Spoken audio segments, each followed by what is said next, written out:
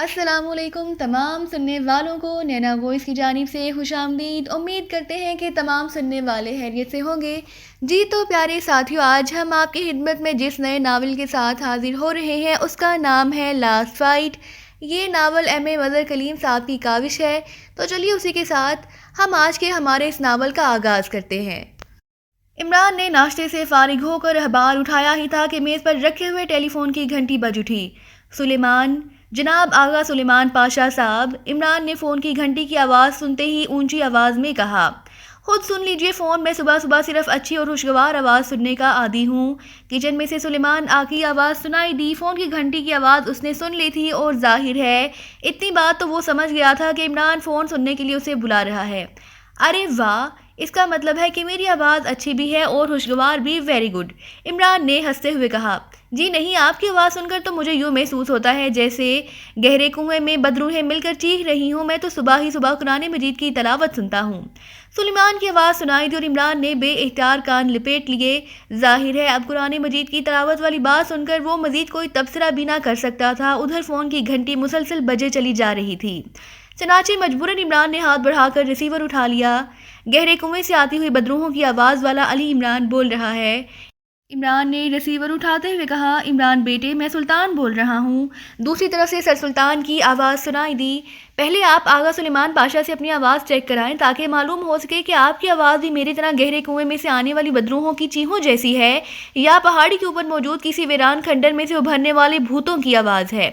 उसके बाद बोलिए, इमरान ने मुंह बनाते हुए कहा। ये क्या सुबह सुबह तुमने बकवास शुरू कर दी है? कभी तो संजीदा होकर बात कर लिया करो। सर सुल्तान शायद बुरी तरह झल्ला गए थे। आपको सुबह सुबह बकवास पर एतराज़ है, जबकि आगा सुलेमान पाशा को सुबह सुबह अच्छी और खुशगवार आवाज़ सुनने की आदत है और मुझे सुबह सुबह फ़ोन सुनने पर एतराज़ है। अब आप खुद ही बताइए कि इस मुसल्लस के ज़ाविये कैसे एक दूसरे पर फिट किए जा सकते हैं। इमरान ने मुस्कुराते हुए कहा, तुम फ़ौरन मेरी कोठी पर आ जाओ। बहादुरस्तान से एक मोअज़्ज़ज़ शख्सियत तुमसे मिलने के लिए यहाँ मौजूद है और अगर तुम 10 मिनट के अंदर ना पहुँचे तो फिर हम खुद तुम्हारे फ्लैट पर आ जाएंगे। फ़ौरन आओ। सर सुल्तान ने गुस्सैले लहजे में कहा और उसके साथ ही राब्ता ख़त्म हो गया।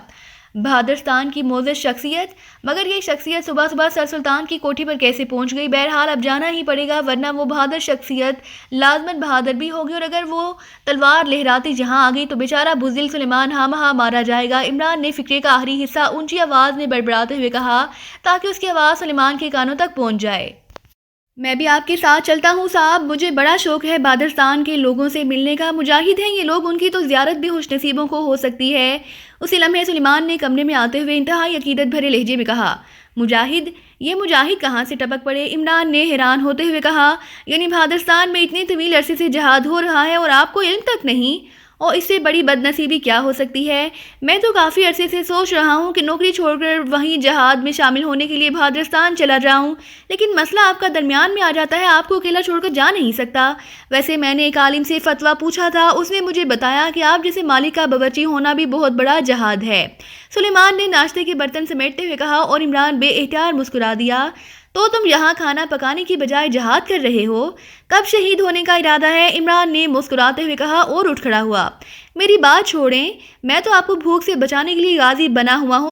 अगर मैं ना होता तो आप न जाने कब के भूख के हाथों शहीद हो चुके होते। और भूख से मरने वाले को भी शहीद ही कहते हैं, बस ज़रा भूखा शहीद होता है, ज़रा कमज़ोर किस्म का। सुलेमान ने जवाब दिया और इमरान उसके और खूबसूरत जवाब पर बेइख्तियार हंसता हुआ ड्रेसिंग रूम की तरफ बढ़ गया। थोड़ी देर बाद उसकी कार सर सुल्तान की कोठी के गेट में दाखिल हो रही थी। आइए जनाब, हम साहब आपका इंतज़ार कर रहे हैं। इमरान की कार से उतरते ही मुलाजिम ने जल्दी से आगे बढ़कर कहा, सूख तो नहीं गए? इमरान ने चौंक कर पूछा। सूख गए? क्या मतलब? मुलाजिम ने हैरान होते हुए पूछा। कमाल है, तुम्हें सूखने का ही मतलब नहीं पता। कभी कपड़े धुलवाए हैं तुमने? इमरान ने मुंह बनाते हुए कहा, कपड़े? जी हाँ, रोज़ाना धुलवाता हूँ। मुलाजिम ने जल्दी से अपने कपड़ों को देखते हुए कहा। वो शायद ये समझ रहा था कि इमरान उसी कपड़ों पर एतराज़ कर रहा है। तो क्या गीले कपड़े पहन लेते हो या उन्हें सुखाते भी हो? इमरान ने कहा, जी जी, सुखा कर ही पहनता हूँ। मगर मुलाजिम इमरान के इस इंटरव्यू से घबरा सा गया था। जिस तरह कपड़े धूप में टांगने से सूख जाते हैं, उसी तरह आदमी को जब इंतज़ार करना पड़ता है तो वो भी सूख जाता है। बल्कि मुहावरे बोलने वाले तो कहते हैं कि सूख कर कांटा बन गया है, और जब कोई सूख कर कांटा बन जाए तो फिर वो पैरों में चुभ जाता है। लेकिन तुम्हारे साहब चूँकि सर हैं, पैर नहीं, इसलिए वो सिर्फ सूख तो सकते हैं, कांटा नहीं बन सकते। ورنہ سر سلطان کی بجائے پیر سر سلطان بن چکے ہوتے۔ عمران کی زبان چل پڑی اور ملازم نے اب اس گہرے فلسفے سے جان بچانے کے لیے صرف دانت نکالنے پر ہی اکتفا کرنے میں عافیت سمجھی۔ ادھر جناب ڈرائنگ روم میں جناب ملازم نے عمران کو اندرونی راہداری کی طرف بڑھتے دیکھ کر جلدی سے کہا اور عمران برآمدے کی ایک سائیڈ میں موجود ڈرائنگ روم کے دروازے کی طرف بڑھ گیا، لیکن اب اس کے چہرے پر سنجیدگی طاری ہو گئی تھی، کیونکہ کسی معزز شخصیت کو ڈرائنگ روم میں بٹھانے کا مطلب تھا کہ وہ معزز شخصیت سر سلطان کے لیے بھی نہیں ہے، ورنہ سر سلطان واقف افراد کے ساتھ اپنی محسوس نشست گاہ میں ہی بیٹھتے تھے۔ السلام علیکم ورحمۃ اللہ وبرکاتہ۔ عمران نے ڈرائنگ روم کا دروازہ کھول کر اندر داخل ہوتے ہوئے کہا۔ وعلیکم السلام ورحمۃ اللہ وبرکاتہ۔ ڈرائنگ روم میں بیٹھے ہوئے ایک لمبے قد بھاری جسم اور چوڑے چہرے والے بارش آدمی نے صوفے سے اٹھ کر کھڑے ہوتے ہوئے کہا، مجھ خاکسار، ناہنجار، بے روزگار، ہاردار، بے یار و مددگار، جس کا نہ کوئی دلدار اور نہ ہی غم گسار، اس کو علی عمران کہتے ہیں۔ عمران نے انتہائی عاجزانہ سے انداز میں اپنا تعارف کراتے ہوئے کہا اور اس باروب شخصیت جس نے عمران کے سلام کا جواب دیا تھا کا باروب سا چہرہ حیرت سے بگڑ سا گیا۔ ایک کافی البتہ رہ گیا ہے شہزادے بے مہار، وہ بھی کہہ دینا تھا، سر سلطان نے غصیلے لہجے میں کہا۔ کچھ تو آپ جیسی بزرگوں کے لیے بھی بچا کر رکھ لینا چاہیے۔ کیوں جناب، میں نے درست کہا ہے نا؟ عمران نے اس معزز شخصیت کو دیکھتے ہوئے کہا۔ جناب آپ حیران نہ ہوں، میں نے پہلے ہی آپ کو بتا دیا ہے کہ یہ ایسی ویسی ہی باتیں کرنے کا عادی ہے۔ عمران اس کا نام ہے، اور عمران یہ بھادرستان کے مجاہدوں کی سب سے بڑی تنظیم کے سربراہ جناب آصف سرحدی ہیں، اور ایک اہم اور خاص مسئلے پر ایکسٹو سے بات چیت کرنے کے لیے خفیہ طور پر بھادرستان سے آئے ہیں، سر سلطان نے انتہائی سنجیدہ لہجے میں کہا۔ اور عمران تعارف سنتے ہی بے احتیاط چونک پڑا، کیونکہ وہ قازق تنظیم اور اس کے سربراہ آصف سرحدی کے کارناموں سے اچھی طرح واقف تھے۔ او آپ ہیں آصف سرحدی؟ او آپ، یہ میری خوش نصیبی ہے کہ آپ سے ملاقات ہو گئی ہے۔ عمران نے یکلخت نہ صرف سنجیدہ ہوتے ہوئے کہا، بلکہ اس کے لہجے میں اس بار عقیدت کا گہرا جذبہ بھی موجود تھا۔ شکریہ گو سر سلطان نے آپ کا تفصیلی تعارف کرا دیا تھا، لیکن حقیقت یہی ہے کہ آپ کی یہ باتیں سننے کے بعد مجھے یہی محسوس ہوا تھا کہ میں کسی غلط آدمی سے مل رہا ہوں، آصف سرحدی نے بے باک سے لہجے میں کہا، اور پھر عمران کا مسافرے کے لیے بڑا ہوا ہاتھ تھام لیا۔ آدمی چاہے غلط ہو، اس کی کوئی بات غلط نہیں، لیکن غلط فہمی اچھی نہیں ہوتی، عمران نے مسکراتے ہوئے جواب دیا، اور آصف سرحدی کے چہرے پر ہلکی سی ندامت کے آثار ابھر آئے۔ وہ شاید عمران کی گہری بات سمجھ گئے تھے۔ میں اپنی غلط فہمی پر معذرت خواہ ہوں، آصف سرحدی نے کہا تو عمران بے اختیار ہنس پڑا۔ ارے ایسی کوئی بات نہیں، تشریف رکھیے۔ یہ حقیقت ہے کہ مجھے آپ سے مل کر بے حد مسرت ہوئی ہے۔ آپ کی تنظیم جس طرح بھادرستان میں سپر پاور روسیا سے مصروف جہاد ہے، اور آپ جس طرح اس سپر پاور کے خلاف جہاد کر رہے ہیں، مجھے اس پر فخر ہے۔ عمران نے صوفے پر بیٹھتے ہوئے کہا، شکریہ۔ سپر پاور ہمارے ملک میں کافرانہ نظام رائج کرنا چاہتی ہے اور ہمیں اسلام سے ہٹانا چاہتی ہے، اس لیے چاہے بھادرستان کے ایک بچے کو کیوں نہ قربانی دینا پڑے، ہم اس جہاد سے پیچھے نہیں ہٹ سکتے، آصف سرحدی نے بڑے ٹھہرے ہوئے لہجے میں کہا، اور عمران نے بے اختیار سر ہلا دیا۔ عمران بیٹے، مجھے ایک اہم میٹنگ میں بھی جانا ہے، اور معاملے کی اہمیت کے پیش نظر میں نے یہ ضروری سمجھا کہ تمہاری اور جناب آصف سرحدی کی ملاقات جہاں کوٹھی میں ہو جائے۔ سر سلطان نے سنجیدہ لہجے میں گفتگو کا آغاز کرتے ہوئے کہا، جی فرمائیے۔ عمران بھی آصف سرحدی کے تعارف کے بعد معاملے کی اہمیت کو سمجھ چکا تھا، اس لیے وہ بھی سنجیدہ ہو گیا تھا۔ عمران صاحب، آپ کو یہ بتانے کی ضرورت تو نہیں کہ ہم گزشتہ کئی سالوں سے سپر پاور کے خلاف مسلسل جہاد کر رہے ہیں، اور اسی جہاد میں پاکستان نے ہماری ہر لحاظ سے بے پناہ مدد کی ہے، لیکن ہمیں اس بات کا بھی پوری طرح احساس ہے کہ پاکستان نہ ہی کھل کر سامنے آ سکتا ہے اور نہ بھادرستان میں اپنے کسی فوجی یا غیر فوجی افراد کو بھیج سکتا ہے۔ اور آپ کو یہ بھی معلوم ہے کہ طویل جہاد کے بعد ہم نے سپر پاور روسیا کو بھادرستان سے واپسی پر مجبور کر دیا ہے، لیکن روسیا کی نہ صرف کٹ پتلی حکومت بھادرستان پر قابض ہے، بلکہ روسیا کے بے شمار تربیت یافتہ ایجنٹ بھی بھادرستان کے چپے چپے پر پھیلے ہوئے ہیں۔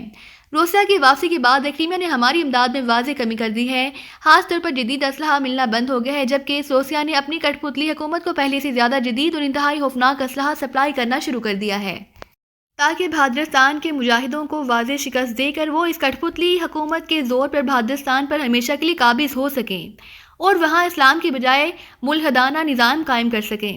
ہم بہرحال مسلسل جہاد میں مصروف ہیں اور مصروف رہیں گے، لیکن ایک واقعہ ایسا ہوا ہے جس نے ہمیں انتہائی پریشانی میں مبتلا کر دیا ہے، اور اگر یہ پریشانی قائم رہی تو پھر باوجود جذبے کے بھادرستان کے بہادر مجاہدوں کا مکمل خاتمہ یقینی ہو جائے گا۔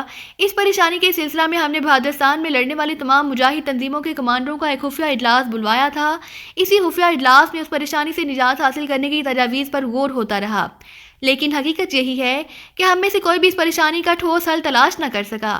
اس میٹنگ کے دوران ایک کمانڈر جناب صالحان نے پاکستان سیکرٹ سروس کا ذکر کیا۔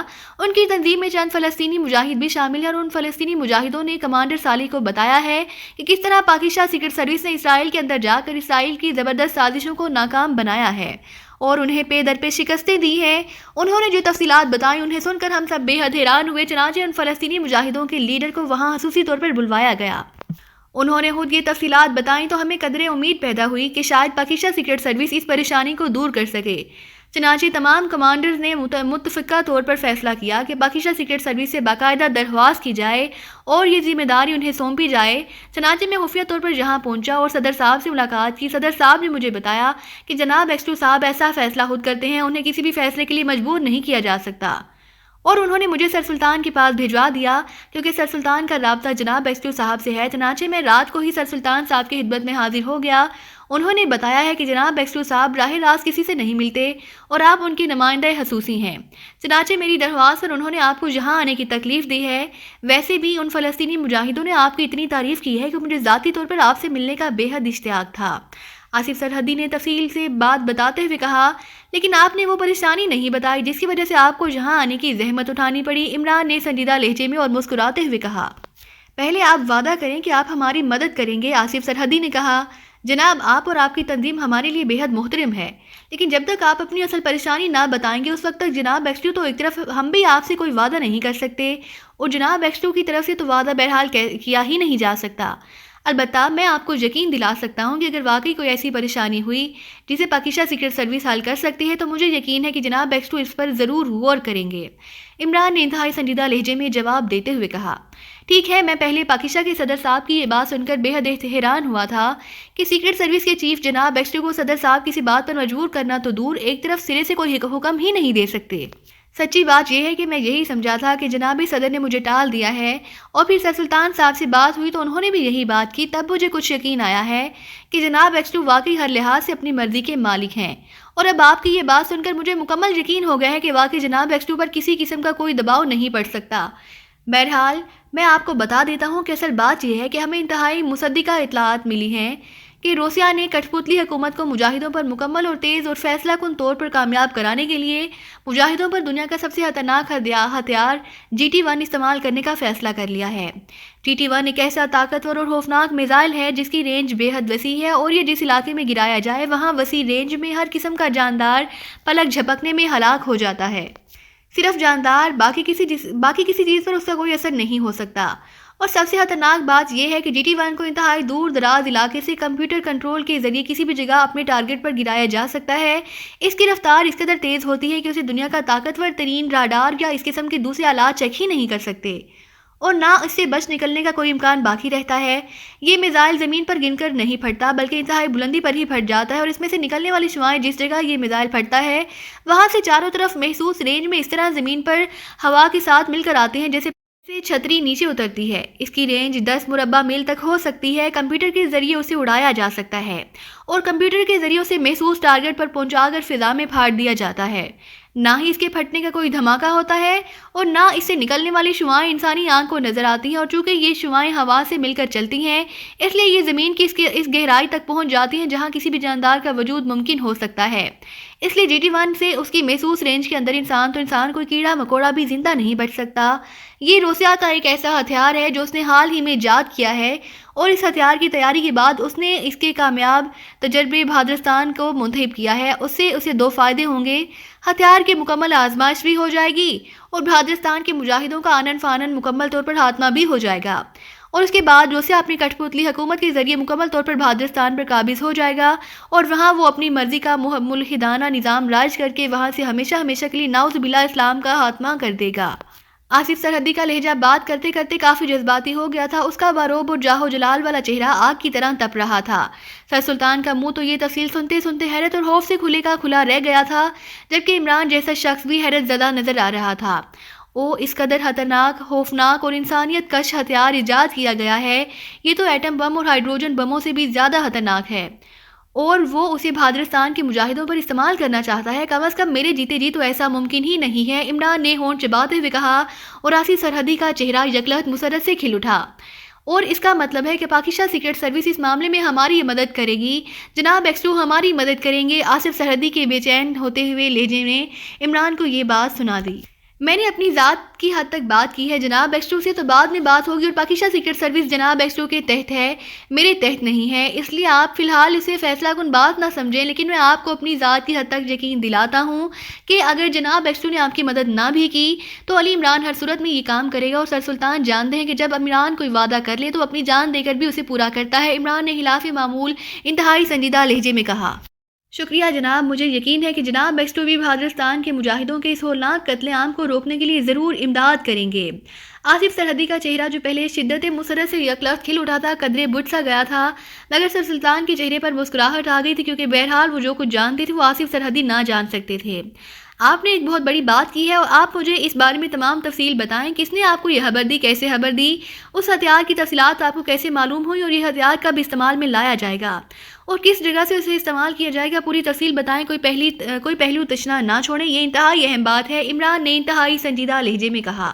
جناب اس ہتھیار کا ایک تجربہ ہم پر کیا جا چکا ہے، گو یہ انتہائی محدود پیمانے پر تھا، لیکن اس کی وجہ سے 1000 مجاہدین بیک وقت شہید ہو گئے۔